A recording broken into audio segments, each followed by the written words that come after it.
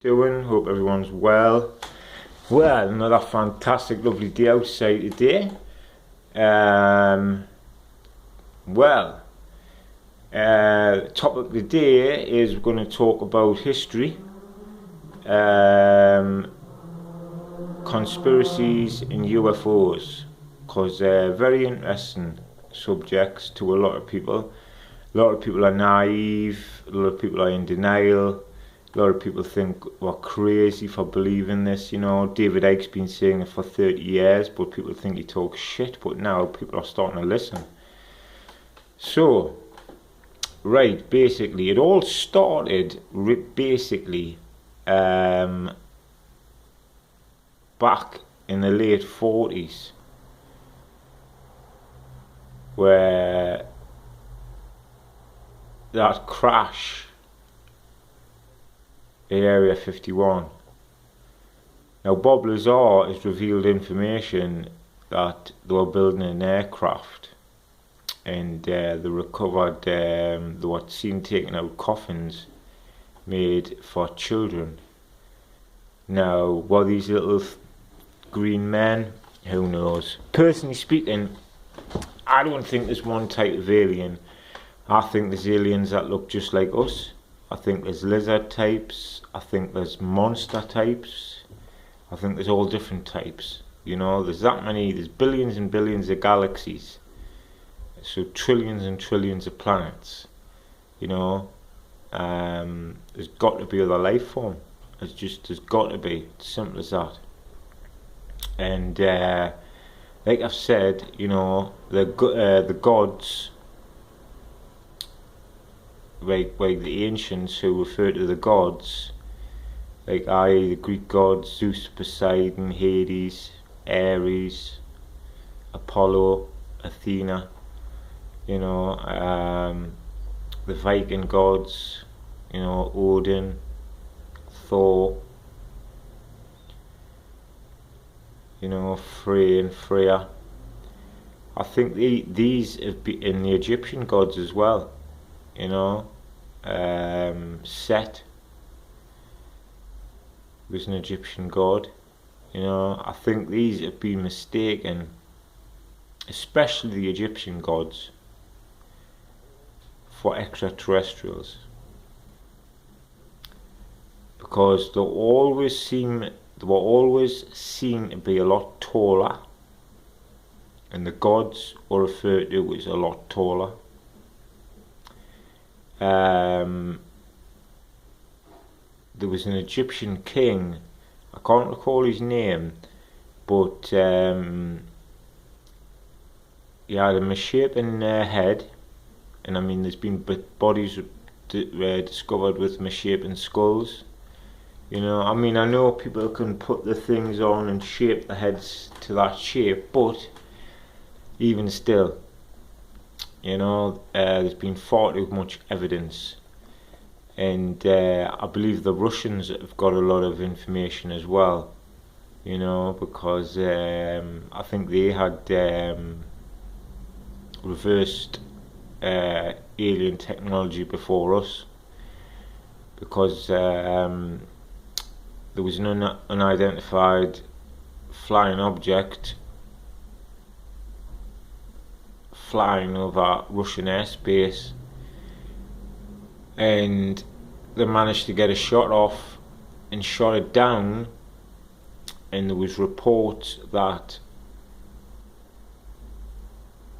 the alien, or whatever you want to call it, didn't die in the crash, and it lived. It could be still living now for all we know, you know. And they got a lot of information and a lot of technology through that, you know. I mean, the technology they must have now that we've got no clue about. Think of the technology we've got now, right? It's unbelievable to what it was 10 years ago, you know. I mean, look what you can do on a smartphone now, you know. I mean, the police can hack into your smart tellies and look through your smart tellies at you, you know. These Alexa machines, you know, They were listening in through them. It's all been proven. You know, it's not just fiction or hearsay, it's fact. And also, like, you know, the governments do not run the world, the countries. You know, there's a group of one percenters, the elite. David Icke recalls them as the cabal, and them are the men in the shadows controlling what happens in the world. You know, David Icke calls them hybrid. These people hybrids, and you know, these are the people that can basically, he refers to it like Wi-Fi. Think Wi-Fi. You know, and he explains it on his podcast perfectly, and it makes perfect sense. You know, and he says, he's like, think why, that's what he does. He explains it like that. Think Wi-Fi basically, and basically they're monitoring you now. Yeah, they're monitoring you. They're monitoring you now. They're monitoring you now, right? Yeah, they're doing it that quick, right? And they can shapeshift. Now, you might think I'm crazy, right? But this is not crazy. People have seen this shit. It's fact, you know. There will be people on here who'll be saying, what's this man talking about? Is he on drugs? He's crazy. Believe what you want, right? But believe me, there's too much evidence. You're very naive. I mean, look at the pyramids, you know. I mean, right, they were built thousands and thousands of years ago, right? Yeah, with copper tools. Come on. And then all three of them are perfectly aligned with the stars in the sky.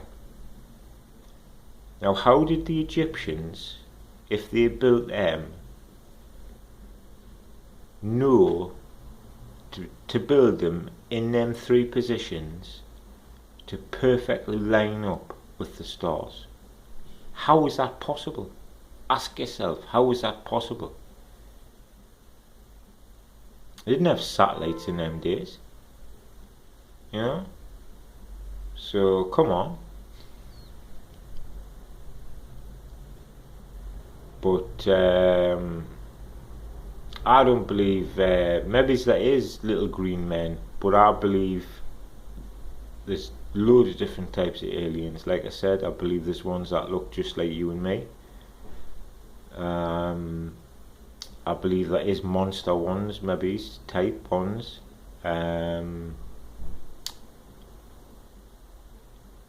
David Icke's talking about lizard types, you know. I mean, why is it that, you know, the royal family all live to such an old age? You know, why is that? Is it a coincidence? I don't believe in coincidences. Not one bit, to be honest. Not one bit. You know, so... But, I mean, back then, men were men, you know. I mean, at the end of the day, you know, we're pussies now compared to them guys. You know, take the gladiators, for instance, right, just as a first example. You know, to go into a coliseum with a sword and a shield, and to be facing another man, knowing that you've got to kill that man otherwise he's going to kill you. And you've got to do this over and over and over again. And sometimes these gladiators schools, you know, they become friends, and sometimes they might have to face their friends and kill their friends, forced to kill their friends. You know, what was forced upon them was absolutely vile, you know. But the Roman Empire is no longer what it was. You know, I mean, at one point under Marcus Aurelius, you know, he ruled over 50 million people. I mean, that is phenomenal. That is phenomenal power. You know, Marcus Aurelius was one of the greatest emperors ever. You know, along with Julius Caesar and Augustus as well. You know, 3 great emperors there. But like I said, you know, men were men. You know, I mean, it was all about honor, respect. You know, I mean, I watched a cracking film the other night. It had Morgan Freeman in and Clive Owen. It was called The Last Knights, and it was a brilliant film. And what it was, Clive Owen played a man called Commander Raiden, and he was commander of the 7th rank of the Bartok clan. And Lord Bartok was Morgan Freeman. And Morgan Freeman was called to the capital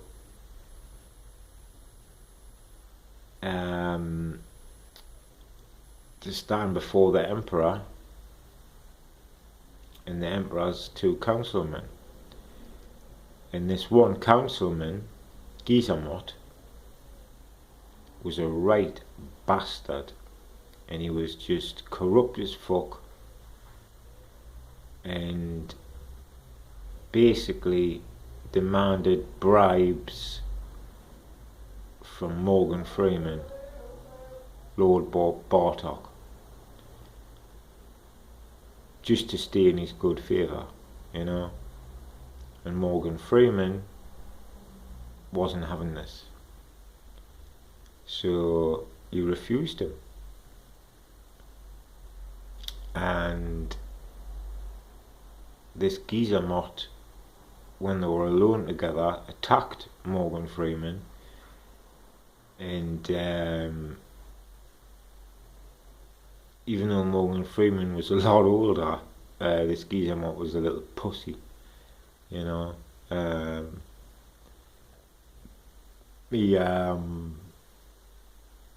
He hit him and knocked him down, took Guizamot's sword off him and just sliced his hand, you know. Well, obviously Guizamot went straight to the emperor, and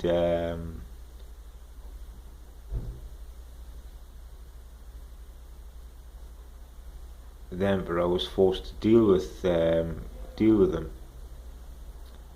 And Morgan Freeman spoke his heart, and he said, listen, look, the day I start giving bribes,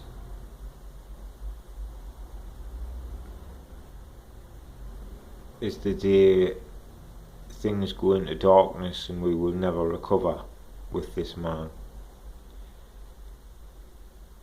And he says I'm just disappointed that I only cut him slightly and didn't kill this little wretch. So an attack on the emperor's council is considered an attack on the emperor himself. So the punishment that Guizamot advised the emperor on was beheading Lord Bartok, Morgan Freeman. And of course, Commander Raiden, Clive Owen, stood up and went, you cannot do this, you know. And he used to be a cunt, this geezer Mott. It's a true story, this, you know, based on a true story. This geezer Mott, the Emperor's Council, demanded that the beheading was done by Clive Owen, Commander Raiden, Lord Bartok's most loyal and most fearsome knight, you know. And he had already named him, because he had no heir, Lord Bartok, and he'd already named him his successor when he passed away, you know. And he also presented him with a phenomenal sword, you know, phenomenal sword.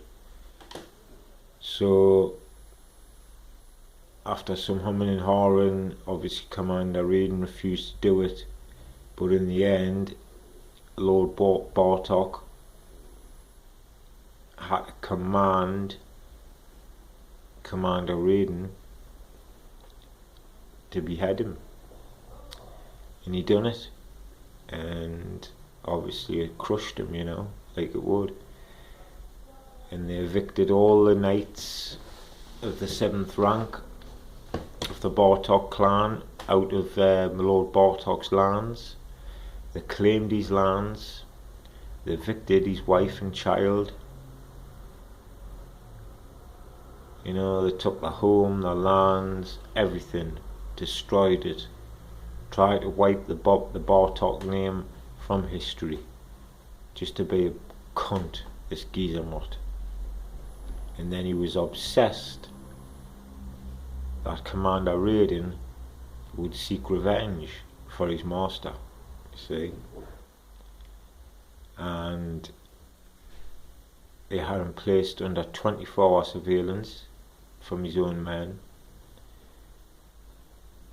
He had 2,000 men guarding his castle. He had an iron gate which was impregnable, you know, and all the knights played their part. All, you know, they obviously had to get jobs to earn money, and Commander Raiden was obviously the most watched under surveillance, so he even lost his wife through it, because he turned to the drink. He even sold his sword, or so he made you think he sold his sword, because they done this, kept this up for 18 months, and then after 18 months of being watched, becoming an alcoholic, selling his sword, losing his wife and everything,